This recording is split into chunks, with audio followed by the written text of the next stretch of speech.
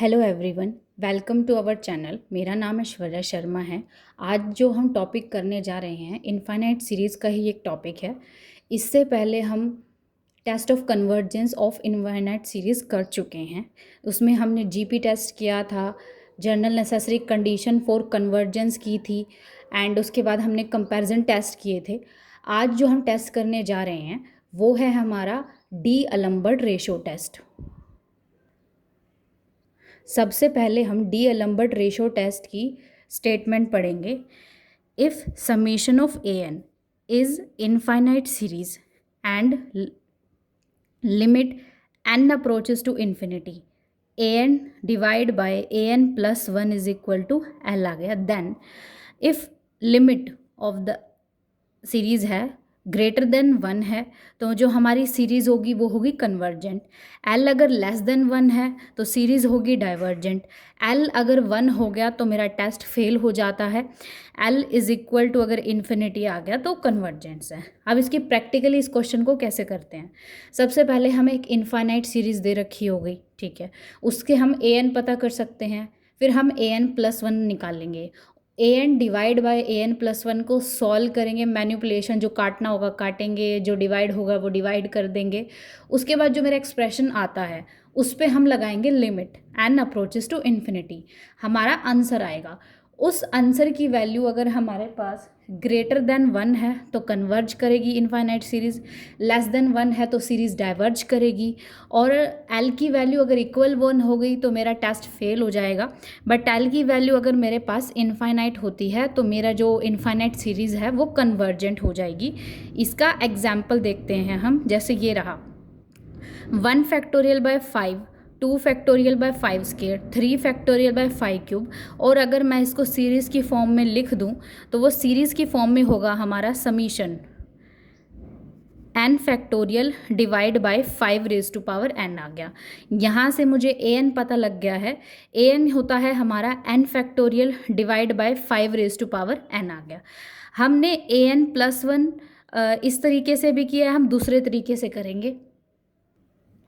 तो हमारे पास सीरीज़ ये हो गई। यहाँ से अगर मैं ए एन की वैल्यू निकाल लूँ वो है n का factorial 5 raise to power n। A plus one की वैल्यू निकालूंगी n plus one factorial divide by 5 raise to power n plus one.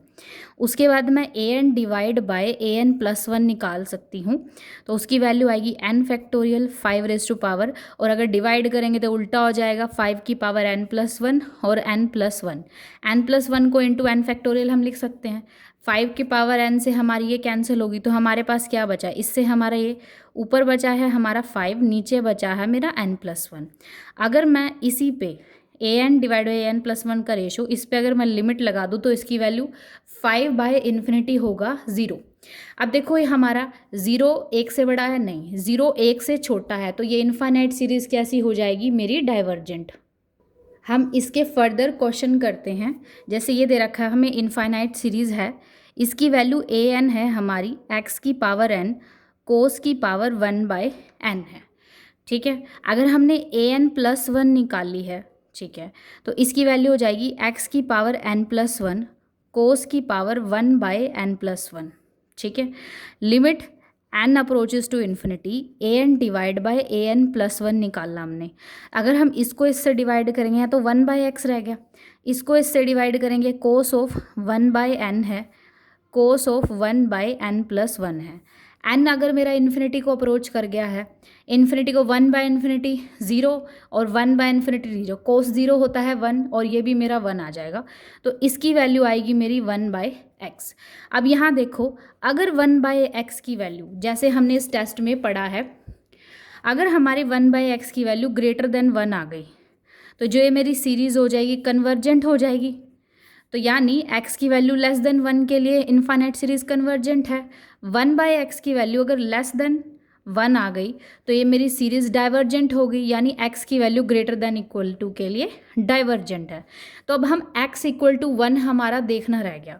तो x अगर मैं 1 के इक्वल कर दूँ तो limit n approaches to infinity a n divide by a n plus one की वैल्यू कितनी होगी, 1 हो गई। तो जो मेरा रेशो टेस्ट हो गया कैसा हो गया मेरा, फेल हो गया। अभी यहाँ तक हमें करना है कि हमने डीएलम्बर्ट रेशो किसके लिए कन्वर्जेंट है, क्योंकि हम सिर्फ डीएलम्बर्ट रेशो टेस्ट कर रहे हैं। हमेशा याद रखना, अगर डीएलम्बर्ट रेशो मेरा टेस्ट फेल हो जाता है, उसकी जगह हम एक लॉगरिथमिक टेस्ट है वो अप्लाई करके देखते हैं। अगर वो नहीं लगता तो हम डी मॉर्गन बर्ट्रेंड टेस्ट है वो अप्लाई करके देखते हैं। तो आगे x=1 के लिए जब हम वो अप्लाई करेंगे तो x=1 पे भी हमें कन्वर्जेंस और डाइवर्जेंस हमें पता लग जाएगी। ठीक है, अब नेक्स्ट क्वेश्चन है n factorial by n raise to power. तो यहाँ पे an की वैल्यू तो मेरी ये आ गई, an+1 की वैल्यू है n+1 factorial n+1 raise to power n+1। अगर हम इसको डिवीज़न करेंगे, मैं यहाँ ले लेती हूँ limit n approaches to infinity, an/n+1 है n factorial n raise to power n, ये मल्टीप्लाई में चला जाए n+1 की power n+1 divide by n+1 का फैक्टोरियल, और एक कम हो गई ये रही हमारी, ये रही। अब उसके बाद है n+1 की पावर n है, इसके साथ ले लूँ मैं limit n approaches to infinity n+1/n की पावर n, और रह गया है मेरा n+1। ठीक है, अब लिमिट है n टू n आ गया, 1+1/n है, और यहाँ पे n+1 आ गया।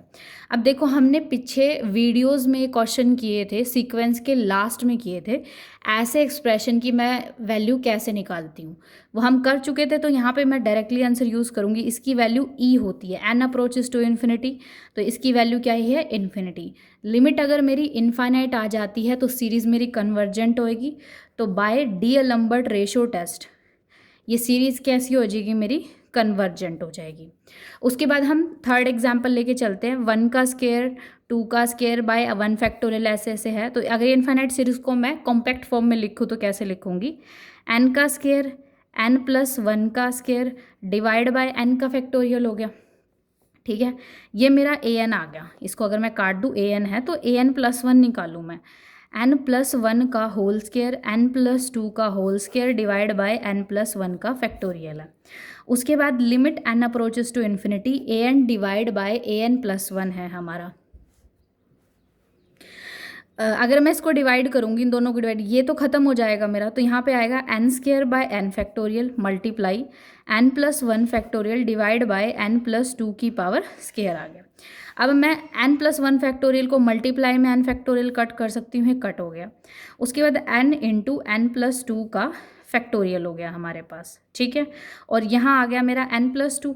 उसके बाद वैल्यू निकालती हूँ, 1+2/n है, और इसकी पावर स्केयर आ गया n+1 आ गया। n अगर इन्फिनिटी को अप्रोच करता है, 2/n मेरा 0 को अप्रोच कर गया, तो ये तो मेरा 1 आ गया। बट यहाँ पे n इन्फिनिटी है, इसकी वैल्यू इन्फिनिटी, और इन्फिनिटी के लिए बाय डीएलम्बर्ट रेशो टेस्ट तो मेरी इनफाइनाइट सीरीज कन्वर्जेंट होती है। अगला टेस्ट है हमारा कॉशी रूट टेस्ट। अगर समीशन ऑफ an मेरे पास कोई इनफाइनाइट सीरीज़ है पॉजिटिव टर्म्स की, पॉजिटिव टर्म्स की है हमारे पास सीरीज़। ओके, तो अगर हमारे पास जितने भी टेस्ट दिए गए हैं हमारे, ठीक है, तो इन सब में जो टर्म्स आएगी वो पॉजिटिव टर्म्स ही आएगी, नेगेटिव टर्म्स बीच में नहीं आएगी, पॉजिटिव टर्म लेके चलेंगे। तो जितनी भी हम टेस्ट ऑफ कन्वर्जेंस अगर हम निकाल रहे हैं तो हमेशा याद रखना, हम चेक करेंगे कि वो पॉजिटिव टर्म्स की है, पॉजिटिव टर्म्स पे अप्लाई करेगा कॉशी रूट टेस्ट। अगर समीशन ऑफ an मेरे पास एक इनफाइनाइट सीरीज़ है of positive terms, summation of an infinite series of positive terms, and उसके बाद हम निकालते हैं limit n approaches to infinity an raise to power 1/n equal to l। ठीक है, अब यहाँ पे l अगर लेस देन 1 है, वहाँ l ग्रेटर देन 1 पे कन्वर्जेंट था, तो ये उल्टा होता है। लगभग सारे टेस्ट की कंडीशन एक जैसी होती है, बस इस टेस्ट की कंडीशन अलग होती है।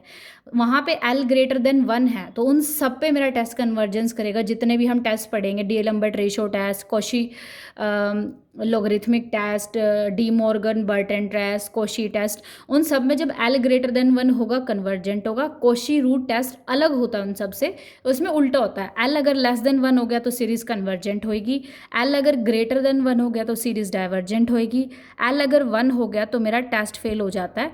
और इसमें देखो उल्टा है, l की अगर इन्फिनिटी हो गया तब जाके मेरी सीरीज़ डाइवर्जेंट आ जाएगी। इससे क्वेश्चन करेंगे, जैसे है हमारे पास n approaches to infinity 2+1/n आ गया। तो ये मेरा पूरा ए एन आ गया। अब हम कोशी रूट टेस्ट लगाते कहाँ पे हैं, जैसे इस पूरे पे पावर है, जिन जिन सेंटेंसों में अगर तुम्हें लग रहा है कि पावर आ रही है, पावर दिक्कत कर रही है, तो मैं वहाँ पे कोशी रूट टेस्ट लगाऊंगी। तो अगर मैंने यहाँ कोशी रूट टेस्ट लगा दिया तो ए एन की पावर 1/n करेंगे तो मेरा सिर्फ ये एक्सप्रेशन बचेगा, और इसमें इन्फिनिटी अप्रोच करेंगे तो मेरा 2 आएगा। एल ग्रेटर देन 1 है, 2 ग्रेटर देन 1 है, तो ये सीरीज़ क्या हो जाएगी, एल ग्रेटर देन 1 पे क्या होती है, डाइवर्जेंट होती है। कोशी रूट टेस्ट की कंडीशन बाकी सबसे अलग होती है, याद रखना। आगे है मेरे पास एक इनफाइनाइट सीरीज़ दे रखी है, ये भी पॉजिटिव टर्म्स की है हमारे पास।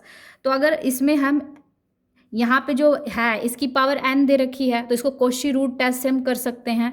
तो 1 + 2n/3 और n बच जाएगा हमारा ये वाला।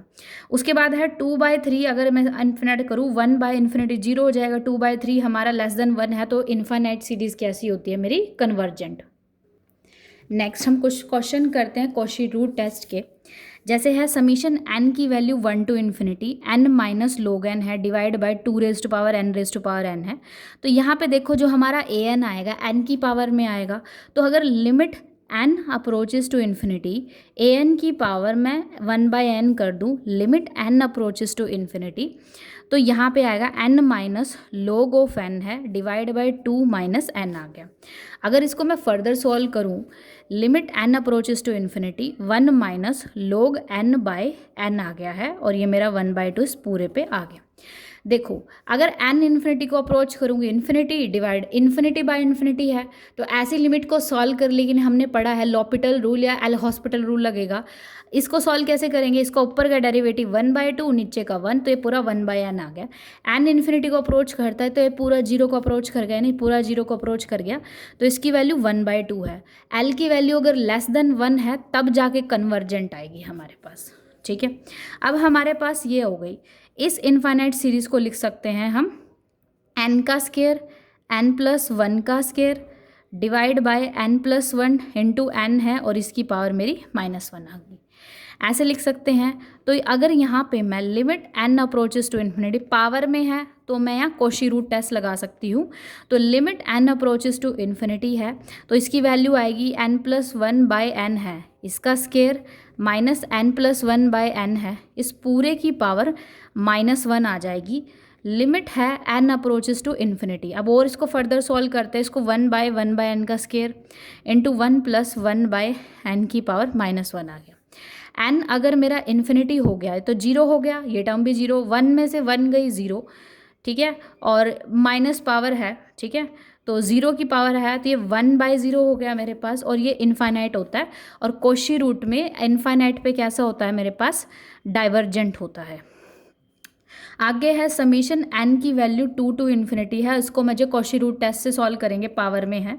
तो limit n approaches to infinity an है, डिवाइड बाय नहीं, इसकी पावर 1/n है, ठीक है, तो इसकी value limit n approaches to infinity 1/log of n आ गया, ठीक है। अब हमारे पास देखो कि यहाँ पे क्या था, जब मेरा n इन्फिनिटी को अप्रोच करता है तो log ऑफ n की वैल्यू 2 से बड़ी हो जाती है, ठीक है।